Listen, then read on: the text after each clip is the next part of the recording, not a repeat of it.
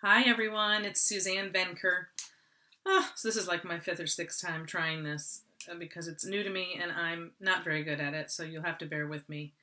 Hopefully I can get this done in a short amount of time. So I'm coming off the heels of an interview at Fox and Friends, and I did not get to say really what I wanted to say, which is nobody's fault per se. It's just the nature of television is difficult.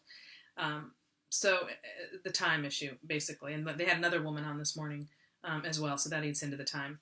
But at any rate, I was there to discuss my article that I had written earlier this week for Fox called um, Chivalry is Dead Because Women Killed It.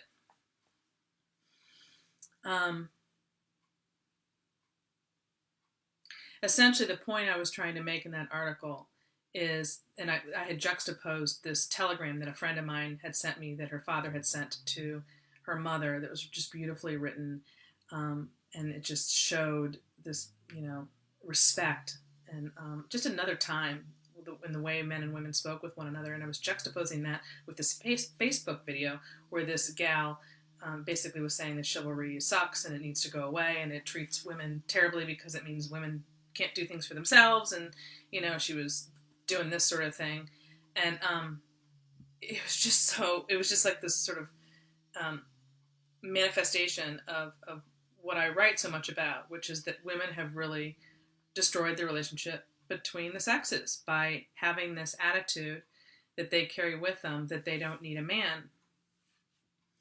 And that was essentially this gal's argument.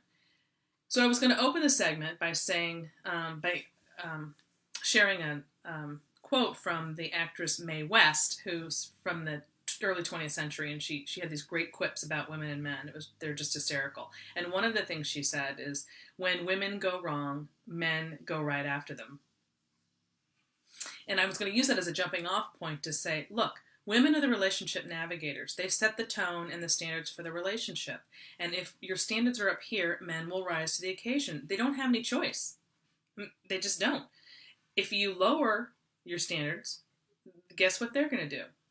So I think this is lost on the modern generation. I just don't think they understand that because they've been fed this bogus notion about equality, which for whatever good it has done in the marketplace, I don't get into that. I'm focused on its effect on love, family, relationships, marriage, and that's just not a domain where equality belongs at all.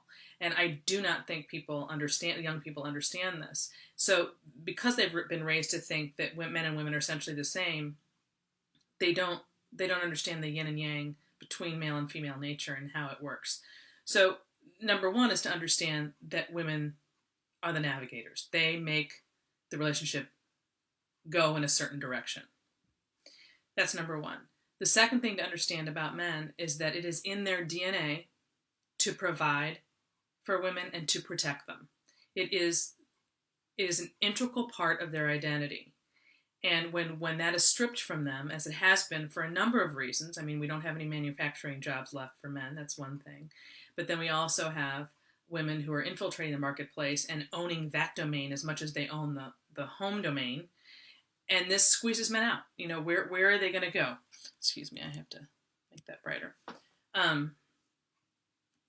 So it's essentially if that need or ability, I should say, to protect and provide for women is taken from them, they are essentially rudderless. And when you understand that, when you really understand it, you can begin to change the way you approach relationships, even if you're already in one, even if you're married, quite frankly. But so that's the other thing. And within that is understanding the femininity and the power of it is something that is completely lost on women as well. They have given up that power in exchange for this other kind of power, not realizing that they already have it in their relationships with men just by being female. I try to tell women you can just test this theory by throwing on a dress, going into an area where there's a lot of men and seeing what happens before you've even opened your mouth. You have you've shifted the aura in the room just by walking in. I mean, that is seriously how profound the power is just in being a feminine being. If you learn how to work with that behavior-wise, not just looks-wise, in tapping into that, then you've sort of got the key. But the problem right now is that the roles are all confused. Nobody knows who's supposed to do what. Men and women are supposed to be the same. There's no male, there's no female. It's just a mess, quite frankly. So that was really the gist of what I wanted to say this morning. I'm not sure I got it all out the way I wanted to. And then I was going to end up by saying, of course, that's why I wrote this whole book, The Alpha Female's Guide to Men and Marriage, to help women with that. But at any rate, I've been slammed with emails, and I would love to share them all with you.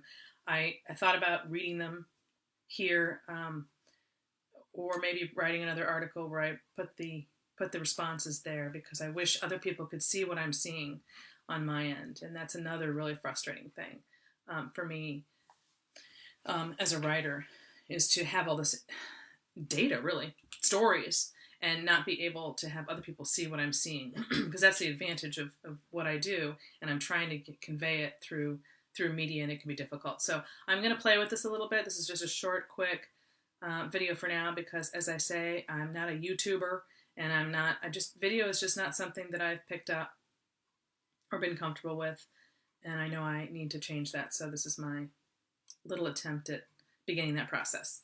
So hopefully I'll see you again soon. Thanks.